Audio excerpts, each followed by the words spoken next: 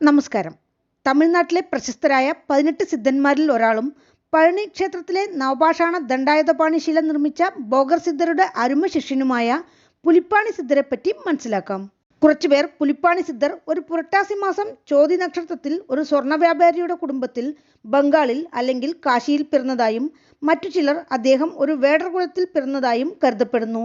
എന്നാൽ ചൈനയിൽ നിന്നുള്ളയാളാണ് പുലിപ്പാണി സിദ്ധർ എന്നതാണ് ബോഗർ സപ്തകാണ്ഡം എന്ന പുസ്തകത്തിലെ പരാമർശം.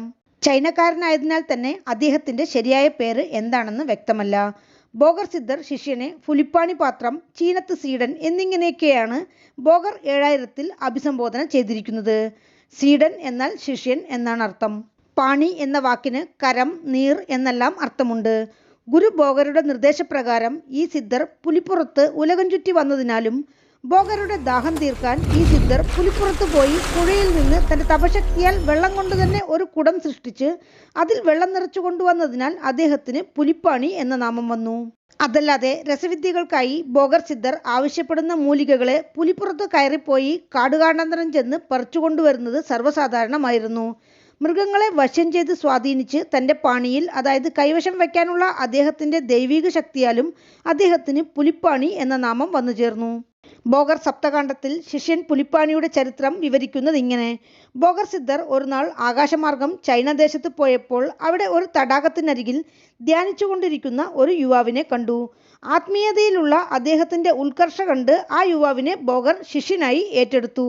ബോഗർ സിദ്ധർ ചൈനയിൽ ബോയാങ് എന്ന പേരിൽ വസിച്ചപ്പോൾ ബോഗർ സിദ്ധരുടെ നിഴലായി നിന്ന് അദ്ദേഹത്തിൽ നിന്ന് മൂലിക രഹസ്യങ്ങൾ, നവപാഷാണക്കൂട്ടുകൾ, രസവിദ്യകൾ, കായകൽപ്പമുറകൾ എന്നിങ്ങനെ എല്ലാ വിദ്യകളും ഭുവനേശ്വരിയുടെയും ശ്രീമുരുകൻ്റെയും പൂജാവിധികളും ശിഷ്യൻ മനസ്സിലാക്കി. ബോഗർ സിദ്ധർക്ക് അനേകം ശിഷ്യന്മാരുണ്ടെങ്കിലും അതിൽ പ്രധാനിയാണ് പുലിപ്പാണി സിദ്ധർ. ബോഗർക്ക് എന്നേരവും സേവ ചെയ്തുകൊണ്ടിരിക്കുന്നതിനാൽ അദ്ദേഹത്തിന് അഷ്ടസിദ്ധികൾ ശീഘ്രം വശമായി. ബോഗർ സിദ്ധർ രസവിദ്യയ്ക്കായി മൂലികകൾ ആവശ്യപ്പെടുന്ന പക്ഷം ഉടനെ പുലിപ്പുറത്ത് കാടുകളിൽ ചെന്ന് ആ മൂലിക ഏതു വിധേനയും കൊണ്ടെത്തിക്കുന്ന അധ്വാനശാലിയാണ് പുലിപ്പാണി സിദ്ധർ. ബോഗർ സപ്തകാണ്ഡത്തിൽ പലയിടത്തായി പുലിപ്പാണിയെ ശിഷ്യനായി ഏറ്റെടുത്തതിനെപ്പറ്റിയും ജ്ഞാനം പകർന്നു കൊടുത്തതിനെപ്പറ്റിയും ശിഷ്യന്റെ ഗുരുഭക്തിയെപ്പറ്റിയും ഗുരു പുകഴ്ത്തുന്നുണ്ട്. പുലിപ്പാണി സിദ്ധർ ഒരു തീവ്ര ശിവഭക്തൻ. നടരാജ ദർശനം ലഭിച്ച ശേഷം അദ്ദേഹം വളരെ കാലം ഒരു നിർവൃതിയിലെന്ന പോലെയാണ് ജീവിച്ചിരുന്നതെന്നാണ് പറയുന്നത്. ഇദ്ദേഹം ജ്യോതിഷത്തിന് ഒരു വഴികാട്ടി. ഇപ്പോഴുള്ള ജ്യോതിഷശാസ്ത്ര പുസ്തകങ്ങളിൽ പ്രധാനപ്പെട്ടതാണ് പുലിപ്പാണി സിദ്ധരുടെ പുലിപ്പാണി ജ്യോതിഷം 300. പുലിപ്പാണി സിദ്ധരുടെ ജ്യോതിഷ പാടലുകളെ വെച്ച് ഒരാളുടെ ഭൂതം, ഭാവി, വർത്തമാനം തുല്യമായി ഗണിച്ച് പറയാനാവും എന്നാണ് പറയുന്നത്. അദ്ദേഹം ജ്യോതിഷത്തിൽ പറയാത്ത സൂക്ഷ്മ രഹസ്യങ്ങൾ ഒന്നും തന്നെയില്ല എന്ന് വേണമെങ്കിൽ പറയാം. ജ്യോതിഷം, വാനശാസ്ത്രം, ചൈന സിദ്ധമരുത്വം, മൂലികമരുത്വം, കായകൽപ്പമുറകൾ, യോഗകലകൾ, മർമ്മമുറകൾ, ഗണിതം എന്നിങ്ങനെ അദ്ദേഹം കൈവയ്ക്കാത്ത മേഖലകളെ ഇല്ലെന്ന് തന്നെ പറയാം. പുലിപ്പാണി സിദ്ധർ വളരെ ലളിതമായാണ് തൻ്റെ പാടലുകളിൽ കാര്യങ്ങൾ പറഞ്ഞിട്ടുള്ളത്. നാഡി പിടിച്ച് നോക്കുമ്പോൾ വാതനാഡി അധികമായി തുടിച്ചാൽ ഉടലിൽ വായു അധികമെന്നും, ഒരാളുടെ ജാതകത്തിൽ പാപഗ്രഹങ്ങൾ നിന്നാലും അവ സ്വന്തം ഗൃഹങ്ങളിലാണ് ഉച്ചത്തിൽ നിൽക്കുന്നതെങ്കിൽ പാപഫലങ്ങൾ കുറഞ്ഞ് നല്ല ഫലം പ്രദാനം ചെയ്യുമെന്ന് പുലിപ്പാണി സിദ്ധർ ഉറപ്പിച്ചു പറയുന്നു. മെർക്കുറി എങ്ങനെ രസമണിയാക്കി മാറ്റാമെന്നും ശരീരത്തിലെ ഏതൊക്കെ മർമ്മങ്ങളിൽ തൊട്ടാൽ മോഹാലസ്യപ്പെടുമെന്നും പിന്നീട് എങ്ങനെ ഉണർത്താമെന്നും, അതായത് പ്രഷർ പോയിന്റ്സിനെ പറ്റി അദ്ദേഹം വിവരിച്ചിട്ടുള്ളതായി പറയപ്പെടുന്നു. ദൈവിക ഒളിരഹസ്യങ്ങളെപ്പറ്റിയും അണുകുടുംബവും തന്മാത്രകളും, അതായത് ആറ്റംസ് ആൻഡ് മോളിക്യൂൾസിനെ പറ്റിയും അദ്ദേഹം വ്യക്തമായി മനസ്സിലാക്കിയിരുന്നു. ചൈനയിലെ കുങ്ഫു, അക്യുപഞ്ചർ പോലെയുള്ള കലകളുടെ അടിസ്ഥാന തത്വങ്ങൾ പുലിപ്പാണി സിദ്ധർ മൂലമാണ് തമിഴകത്തിൽ പ്രചരിച്ചത് എന്നാണ് കരുതപ്പെടുന്നത്. ഗ്രഹങ്ങളുടെ സ്വാധീനമാണ് അസുഖങ്ങൾക്കുള്ള കാരണമെന്നും അദ്ദേഹം പറഞ്ഞു വയ്ക്കുന്നുണ്ട്. പുലിപ്പാണി സിദ്ധർ രചിച്ച പല പുസ്തകങ്ങളിൽ പ്രധാനപ്പെട്ടതാണ് പുലിപ്പാണി വൈദ്യം 500, പുലിപ്പാണി ജ്യോതിഷം 300, പുലിപ്പാണി ജാലം 325, പുലിപ്പാണി വൈദ്യസൂത്രം 200, പുലിപ്പാണി പൂജാവിധി 500, പുലിപ്പാണി ചിമിഴ് വിദ്യ 25, പുലിപ്പാണി ഷൺമുഖ പൂജ 30, പുലിപ്പാണി സൂത്രജ്ഞാനം 12, പുലിപ്പാണി സൂത്രം 9. ചൈനയിൽ വളരെക്കാലം ജീവിച്ച ശേഷം ബോഗർ സിദ്ധർ തിരിച്ച് ഭാരതത്തിലേക്ക് വരുമ്പോൾ ചൈനക്കാരൻ ശിഷ്യൻ പുലിപ്പാണിയെയും കൂടെ കൂട്ടി എന്നാണ് പറയുന്നത്. നേപ്പാൾ, ടിബറ്റ് മുതലായ പല സ്ഥലങ്ങളിൽ ആത്മീയത പ്രചരിപ്പിച്ച ശേഷമാണ് ഇരുവരും ഭാരതത്തിലേക്ക് എത്തുന്നത്. ബോഗർ സിദ്ധർ ശിഷ്യൻ പുലിപ്പാണിയോടൊപ്പം ഗഗനമാർഗ ഗുളിക മൂലം ആകാശമാർഗം യാത്ര ചെയ്യവേ പഴനിമല കണ്ട് ഇത് പൂജ ചെയ്യാൻ പറ്റിയ സ്ഥലം എന്ന് തീരുമാനിച്ചു. ചുവപ്പ്, വെള്ള എന്നീ നിറത്തിൽ ശിവഗിരി, ശക്തിഗിരി എന്ന 2 കുന്നുകളും നിമിത്തങ്ങളായി ഒരു വെള്ളനിറ കാക്കയും ചുവപ്പ് നിറ കൊക്കും കണ്ടത് ആ തീരുമാനം ഉറപ്പിക്കാൻ ഇടയാക്കി. ബോഗർ സിദ്ധർ പഴനിയിലേക്ക് വന്ന കാലം ദ്വാപരയുഗത്തിന്റെ അന്ത്യവും കലിയുഗത്തിന്റെ തുടക്കവുമാണെന്നാണ് പറയുന്നത്. പഴനിമലയിൽ അദ്ദേഹം തന്റെ കമണ്ഡലവും വടിയും വെച്ച് ദിനവും പൂജ ആരംഭിച്ചു. പിന്നീട് അദ്ദേഹം ശ്രീമുരുകന്റെയും ഭുവനേശ്വരി ദേവിയുടെയും നിർദ്ദേശപ്രകാരം ഒരു നവപാഷാണ ദണ്ഡായുധപാണി ശില ചെയ്യാൻ തീരുമാനിച്ചു.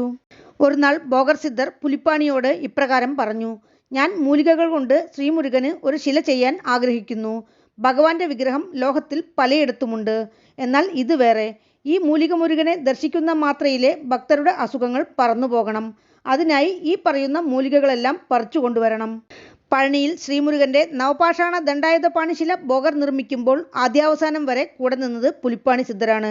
അദ്ദേഹം ഉടനെ പുലിപ്പുറത്തേറിപ്പോയി 81 വക മൂലികകൾ പറിച്ചു കൊണ്ടുവന്നു നവപാഷാണങ്ങൾ തയ്യാറാക്കാൻ സഹായിച്ചു. പക്ഷേ ഈ പറഞ്ഞ മൂലികകളും പാഷാണങ്ങളും കൊടും വിഷത്തനിമയുള്ളത്. ഈ നവപാഷാണ ശില മനുഷ്യർക്ക് വിനയാകുമോ എന്നൊരു സംശയം പുലിപ്പാണി ഉന്നയിച്ചു. ഇതേപ്പറ്റി അറിയാത്ത ആളല്ല പുലിപ്പാണി സിദ്ധർ. പുലിപ്പാണിക്ക് അറിയാത്ത രസവാദ വിദ്യകളോ മരുത്തുമുറകളോ ഉലകിൽ ഇല്ല എന്ന് ബോഗർ സപ്തകാണ്ഡത്തിൽ ബോഗർ സിദ്ധർ തന്നെ പുലിപ്പാണിയെ പുകഴ്ത്തുന്നുണ്ട്. പക്ഷേ ഏതൊരു സാധാരണക്കാരൻ്റെയും മനസ്സിലുദിക്കുന്ന സംശയമാണിത്. അതിനാൽ ബോഗർ ഇപ്രകാരം ശിഷ്യന് മറുപടി കൊടുത്തു: ഈ മരുന്നുകൾ നേരടിയായി സേവിച്ചാൽ മരണം നിശ്ചയം. എന്നാൽ വിധിപ്രകാരം തയ്യാർ ചെയ്ത നവപാഷാണശിലയിൽ അഭിഷേകം ചെയ്യുന്ന വസ്തുക്കൾ സേവിക്കുന്നത് മരുത്വ ഗുണം നൽകും. നവപാഷാണശിലയുടെ വാസന നുകർന്നാലേ ഉന്മേഷം ലഭിക്കും. മാത്രമല്ല ഈ മുരുകന്റെ നവപാഷാണശില കലിയുഗം തീരുന്നതുവരെ ഏതൊരാപത്തും വരുത്തില്ല എന്നും ഉറപ്പുകൊടുത്തു. ബോഗർ സിദ്ധർ ശിഷ്യനെ മകനെ പുലിപ്പാണി എന്നിങ്ങനെയൊക്കെ അനുകമ്പയോടെയും വാത്സല്യത്തോടെയും അഭിസംബോധന ചെയ്താണ് ഏതൊരു വിദ്യയും പറഞ്ഞുകൊടുത്തതെന്നാണ് സപ്തകാണ്ഡത്തിലെ പരാമർശം. ബോഗർ സിദ്ധർ ഈ നവപാഷാണശിലയെ പൂജിച്ച് കുറച്ചു കാലം കഴിഞ്ഞപ്പിൻ ഒരു ദിവസം പുലിപ്പാണി സിദ്ധരെ വിളിച്ച് താൻ ചൈനയിലേക്ക് ആത്മീയ കാര്യങ്ങൾക്കായി പോവുകയാണെന്നും തിരിച്ചു വരുന്നത് വരെ ദണ്ഡായുധപാണിയുടെ പൂജാകാര്യങ്ങൾ ശ്രദ്ധിക്കണമെന്നും പറഞ്ഞ് ചൈനയിലേക്ക് പോയി. ഗുരുവിന് മിഞ്ചിയ ശിഷ്യനാണ് പുലിപ്പാണി സിദ്ധർ എന്നൊരു വായ്മൊഴിയുണ്ട്. അതിന് കാരണമായി പറയുന്ന സംഗതി ഇങ്ങനെ: കുറച്ചു കാലങ്ങൾക്ക് ശേഷം ചൈന ദേശത്തു നിന്ന് വന്ന ചിലർ പുലിപ്പാണി സിദ്ധരോട് ബോഗർ സിദ്ധർ അവിടെ സ്ത്രീ വിഷയത്തിൽപ്പെട്ട് തപശക്തി നശിച്ച് കിടക്കുകയാണെന്ന് അറിയിച്ചു. ഉടൻ തന്നെ തന്റെ തപശക്തിയാൽ ഗുരുവിനെ രക്ഷിക്കാനായി പുലിപ്പാണി സിദ്ധർ ചൈനയിലെത്തി. ചൈനയിൽ നിന്ന് ബോഗർ സിദ്ധരെ തന്റെ മുതുകിൽ ചുമന്നാണ് പുലിപ്പാണി സിദ്ധർ ഭാരതത്തിലെത്തിച്ചതെന്നാണ് കുറിപ്പുകൾ. ഇവിടെ എത്തിയ ശേഷം ബോഗർക്ക് വീണ്ടും തപസിദ്ധി കിട്ടാനുള്ള വഴികൾ അന്വേഷിച്ചു. പുലിപ്പാണി സിദ്ധർ ബോഗർക്ക് ജ്ഞാനം പകർന്നു നൽകി പഴയപടിയാക്കി. കുറച്ചു കാലങ്ങൾക്ക് ശേഷം പഴനിയിൽ ദണ്ഡായുധപാണി ക്ഷേത്രത്തിൽ സമാധിയിൽ പോകാനൊരുങ്ങിയ ബോഗർ സിദ്ധർ പുലിപ്പാണി സിദ്ധരെ വിളിച്ച് ഇപ്രകാരം പറഞ്ഞു: ഞാൻ സമാധിക്കുള്ളിൽ ചെന്നപിൻ എനിക്കും ലോകത്തിനും പാലമായി നീ ഇരിക്കണം. ഭക്തന്മാരുടെ കുറവുകൾ കേട്ട് എൻ്റെ ആശീർവാദം അവർക്ക് നൽകണം. പഴനി ദണ്ഡായുധപാണി ശിലയ്ക്ക് പൂജ ചെയ്യാനുള്ള അധികാരം പുലിപ്പാണി സിദ്ധരെ ഏൽപ്പിച്ച് ബോഗർ സിദ്ധർ സമാധിയിലേക്ക് പോയി. ബോഗർ സിദ്ധരുടെ നിർവികൽപ്പ സമാധിക്ക് സഹായിയായി നിന്ന് ശ്രീമുരുകന്റെ ഗർഭഗൃഹത്തിനടിയിൽ ഗുഹ പോലെയുള്ള സ്ഥലം ഉണ്ടാക്കിയെടുത്തതും ബോഗറുടെ നിർദ്ദേശപ്രകാരം ബോഗർ സമാധിയായപ്പോൾ ഗുഹ വലിയ പാറ കൊണ്ട് മൂടിയതും ബോഗർ സിദ്ധരെ അവസാനമായി ദർശിച്ചതും പുലിപ്പാണി സിദ്ധർ ഒരാൾ മാത്രം. ബോഗരുടെ സമാധിക്ക് ശേഷം ദണ്ഡായുധപാണിക്കുള്ള അഭിഷേകങ്ങളും ആരാധനകളും ഏകദേശം 205 വർഷം പുലിപ്പാണി സിദ്ധരാൽ തുടരപ്പെട്ടു. അദ്ദേഹം പുലിപ്പുറത്ത് പോയി ദിനവും 6 നേരം ഷൺമുഖ നദിയിൽ നിന്നും തന്റെ തപശക്തിയാൽ പാത്രമില്ലാതെ തന്നെ കൈകളിൽ വെള്ളം കൊണ്ടുവന്നാണ് ശ്രീമുരുകന് അഭിഷേകം നടത്തിയിരുന്നതത്രേ. തലമുറകളായി ശ്രീമുരുകന് പൂജ നടത്താൻ ഒരു മകൻ വേണം എന്നതിനാൽ അദ്ദേഹം വിവാഹിതനായി. അദ്ദേഹത്തിന്റെ പുത്രനാണ് കാരണ പുലിപ്പാണി. അദ്ദേഹത്തിന് 16 വയസ്സെത്തിയപ്പോൾ പൂജാവിധികൾ മകനെ ഏൽപ്പിച്ച് പുലിപ്പാണി സിദ്ധർ പഴനിമല അടിവാരത്തിൽ ഒളിസമാധിയായി. തന്റെ സ്ഥൂല ഉടലെ ഒളിയാക്കി മാറ്റി ഒരിടത്തിരുന്ന് തപം ചെയ്യുന്നതാണ് ഒളിസമാധി. ബോഗർ സമാധിക്ക് അരികിൽ അദ്ദേഹം ജ്യോതിരൂപത്തിൽ സമാധി അടഞ്ഞു എന്ന് വിശ്വസിക്കുന്നവരും കുറവല്ല. പുലിപ്പാണി സിദ്ധരുടെ സമാധി പഴനിമലയുടെ വടക്കുവശത്ത് വൈകാവൂർ എന്ന ഇടത്തുണ്ട്. കാരണ പുലിപ്പാണിക്ക് ശേഷം കുമാരസ്വാമി പുലിപ്പാണി, വേൽ ഈശ്വര പുലിപ്പാണി, ആറുമുഖ പുലിപ്പാണി, ഹരികൃഷ്ണ പുലിപ്പാണി, പഴനിയപ്പ പുലിപ്പാണി, ഭോഗനാഥർ പുലിപ്പാണി എന്നിങ്ങനെ 13ാമത്തെ തലമുറയാണ് ഇപ്പോഴുള്ളതെന്നാണ് പറയുന്നത്. ശിവാനന്ദ പുലിപ്പാണിയാണ് ഇപ്പോഴുള്ള പുലിപ്പാണി ആശ്രമത്തിന്റെ തലവൻ. പുലിപ്പാണി ആശ്രമം ബോഗർ സിദ്ധരുടെയും പുലിപ്പാണി സിദ്ധരുടെയും ആശീർവാദപ്രകാരമാണ് നടന്നുവരുന്നതെന്നാണ് പറയുന്നത്.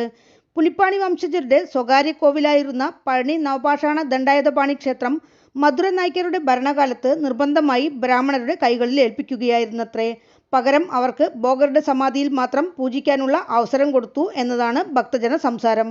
പഴനിയിലെ പുലിപ്പാണി ആശ്രമത്തിൽ വിനായകശിലയും പുലിപ്പാണി വംശജരുടെ സമാധികളുമുണ്ട്. സമാധിക്ക് മേൽ ശിവലിംഗം പ്രതിഷ്ഠിച്ചിരിക്കുന്നു. ആശ്രമത്തിലെ ഉയരമുള്ള ശിവലിംഗ പീഠം പുലിപ്പാണി സിദ്ധരുടെ സമാധിയാണ്. ഇവിടെയുള്ള മുഖ്യപ്രതിഷ്ഠയായ തൊട്ടിച്ചിയമ്മൻ അപൂർവ ശക്തിയുള്ളത്. ഈ ശിലയിൽ സൂക്ഷിച്ചു നോക്കിയാൽ ശ്രീമുരുകന്റെ മുഖം പോലെ തോന്നിക്കും. ആശ്രമത്തിൽ മനുഷ്യശരീരത്തെ കോവിലുമായി താരതമ്യം ചെയ്യുന്ന ചിത്രവുമുണ്ട്. പുലിപ്പാണി വംശജർക്ക് ഇന്നും പഴനിക്കോവിലിൽ പ്രത്യേക മര്യാദയുണ്ട്. ശ്രീമുരുകന്റെ നിവേദ്യ സാധനങ്ങളിൽ തൊടാനുള്ള അധികാരവും ശ്രീമുരുകന്റെ പൂജാവിധികൾ നിശ്ചയിക്കുന്നതും ഇന്നും ഇവർ തന്നെയാണ്. പുലിപ്പാണി ആശ്രമത്തിൽ പ്രാർത്ഥിച്ച ശേഷം പഴനിമലയിൽ ബോഗർ സമാധി ദർശിക്കുന്നത് ഭക്തർ ഒരു വിധിമുറയായി കണക്കാക്കുന്നു. മധുര നായ്ക്കന്മാർ ശ്രീമുരുകന്റെ പൂജാവിധി നിശ്ചയിക്കാനുള്ള അവകാശം പുലിപ്പാണി പരമ്പരയ്ക്ക് ചെമ്പുപട്ടയത്തിൽ എഴുതി നൽകി എന്നാണ് പറയുന്നത്. പൂജയ്ക്ക് സഹായം ചെയ്യുന്നവർക്ക് കാശി ഗംഗാനദിക്കരയിൽ 1 കോടി ശിവലിംഗം പ്രതിഷ്ഠിച്ച പുണ്യവും പൂജയ്ക്ക് എതിർ നിൽക്കുന്നവർക്ക് ഗംഗാനദിക്കരയിൽ കറുത്ത പശുവിനെ കൊന്ന ദോഷവും ഏർപ്പെടുമെന്നാണ് വിശ്വാസം. പുലിപ്പാണി സിദ്ധർ ഭൂമിയിൽ ജീവിച്ചതായി പറയപ്പെടുന്ന കാലം 800 വർഷങ്ങൾ. പക്ഷേ സിദ്ധന്മാരുടെ പുസ്തകങ്ങളിൽ അദ്ദേഹത്തെ യുഗങ്ങൾ കടന്നു വാഴുന്ന ചിരഞ്ജീവി എന്ന് കുറിച്ചിരിക്കുന്നു. അതുമാത്രമല്ല, പുലിപ്പാണി സിദ്ധർ കായകൽപ്പം സേവിച്ച് തൻ്റെ ഉടൽ ഭദ്രമാക്കിയെന്ന് ബോഗറും സപ്തകാണ്ഡത്തിൽ പരാമർശിക്കുന്നുണ്ട്. ബോഗർ സിദ്ധർ ചൈനയിലേക്ക് പോയ കാലം കിപി 2-ാം നൂറ്റാണ്ട് അല്ലെങ്കിൽ 3-ാം നൂറ്റാണ്ട് എന്നാണ് അനുമാനം. ചൈനയിൽ പല കാലങ്ങൾ ബോഗരുടെ ശിഷ്യനായി ഇരുന്ന ശേഷം പുലിപ്പാണി സിദ്ധർ ബോഗരോടൊപ്പം പല 100 വർഷങ്ങൾ പല രാജ്യങ്ങളിൽ ചുറ്റിക്കറങ്ങിയ ശേഷമാണ് പഴനിയിലേക്ക് എത്തുന്നത്. പഴനിയിൽ ശ്രീമുരുകന്റെ ദണ്ഡായുധപാണി ശില പ്രതിഷ്ഠിച്ചിട്ട് ഏകദേശം 5000-ഓളം വർഷങ്ങൾ കഴിഞ്ഞതായാണ് കണക്കുകൾ. പുലിപ്പാണി സിദ്ധർ അതിനുശേഷം ഏകദേശം 300 വർഷങ്ങൾ പഴനിമല ഇരിപ്പിടമാക്കി ആത്മീയതയും മരുത്വവും പ്രചരിപ്പിച്ചു എന്നാണ് പറയുന്നത്. അദ്ദേഹത്തിൻ്റെ ജീവിത രഹസ്യം, അതായത് സീക്രട്ട് ഓഫ് ലോങ്ങിവിറ്റി എന്നത് ബോഗർ സിദ്ധർ നൽകിയ കായകൽപ്പ മരുന്നുകളും മൂപ്പുസൂത്രവും ആയിരിക്കാം. ഒരുപക്ഷെ മനുഷ്യരുടെ കണക്കിലെ വർഷങ്ങൾ ആയിരിക്കില്ല സിദ്ധന്മാരുടെ കുറിയീട്ടുമൊഴിയിലെ വർഷങ്ങൾ. സിദ്ധന്മാരെ സംബന്ധിച്ച് കാലം എന്നത് ഒരു പ്രഹേളിക മാത്രമാണ്. അവർ ഒരേ നേരത്ത് പലയിടങ്ങളിൽ ജീവിക്കാനുള്ള കായകൽപ്പസിദ്ധി ലഭിച്ചവർ എന്നതിനാൽ വർഷങ്ങൾ കൊണ്ട് അവരുടെ ആയുസ് ഗണിക്കുക സാധ്യമല്ല. പുലിപ്പാണി സിദ്ധർ ചൊവ്വാഗ്രഹത്തെ പ്രതിഫലിപ്പിക്കുന്നതായി ഒരു വിശ്വാസമുള്ളതിനാൽ ചൊവ്വാദോഷം നീങ്ങാൻ, നിലപ്രശ്നങ്ങൾ തീരാൻ, സ്വത്ത് തർക്കങ്ങൾ നീങ്ങാൻ, അസുഖങ്ങൾ മാറാൻ ഭക്തർ ഇദ്ദേഹത്തിൻ്റെ സമാധി സ്ഥലത്ത് ചെന്ന് പ്രാർത്ഥിക്കുന്നു. കലിയുഗം കഴിയുന്നതുവരെ എൻ്റെ ശിഷ്യൻ പുലിപ്പാണി പഴനിയിൽ തുടർന്ന് എൻ്റെ ജോലികൾ നിറവേറ്റും എന്ന് ബോഗർ സാക്ഷ്യപ്പെടുത്തുന്നതിനാൽ ഇന്നും പഴനിമലയിൽ പുലിപ്പാണി സിദ്ധർ സൂക്ഷ്മരൂപത്തിൽ ജീവിക്കുന്നുണ്ട് എന്ന് തന്നെയാണ് ഭക്തജന വിശ്വാസം. അത് സാക്ഷ്യപ്പെടുത്തും വകയിൽ പല പ്രാവശ്യം ഒരു സിദ്ധർ പുലിപ്പുറത്ത് പഴനിമലക്കാട്ടിൽ കണ്ടതായും ഒളിരൂപത്തിൽ മറഞ്ഞതായും പുലിപ്പാണി സിദ്ധർ ഒരു പ്രഗത്ഭ വൈദ്യൻ എന്നതിനാൽ ചില പ്രത്യേക സമയങ്ങളിൽ ആശ്രമത്തിൽ മൂലികവാസനകൾ പരക്കുന്നതായും ഭക്തന്മാർക്ക് അനുഭവപ്പെട്ടതായി പറയപ്പെടുന്നു. പ്രാപ്തിയുള്ളവർക്ക് അദ്ദേഹം ഇന്നും അനുഗ്രഹം വഴങ്ങുന്നുണ്ടെന്നതാണ് പരക്കെയുള്ള വിശ്വാസം. വീണ്ടും അടുത്ത വീഡിയോയിൽ കാണാം. നന്ദി.